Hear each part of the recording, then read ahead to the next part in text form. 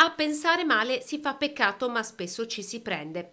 La prima polemica natalizia arriva alla vigilia di Halloween, quando nel pomeriggio sulla pagina Facebook del presidente di Veneto Imprese Unite, Andrea Penzuaiello, si legge proprio questa frase. L'associazione ha ottenuto l'appalto della gestione unica delle luminarie in città. Oggi Aiello ha citato la diocesi di Treviso perché non avrebbe concesso lo spazio per l'installazione di una stella luminosa.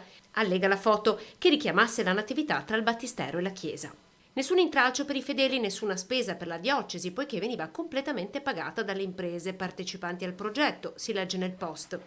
Cercavamo di dare un plus anche a quella piazza per coinvolgere tutta la città e tutta la cittadinanza nelle festività natalizie, ma purtroppo questo diniego, senza tra l'altro una reale spiegazione e motivazione, tramite una mail fredda e priva appunto di giustificazioni, ci lascia così perplessi. Cercheremo altri spazi in altre chiese della città, continua Aiello, che ha iniziato in queste ore il dialogo con i commercianti per ottenere le autorizzazioni per le installazioni.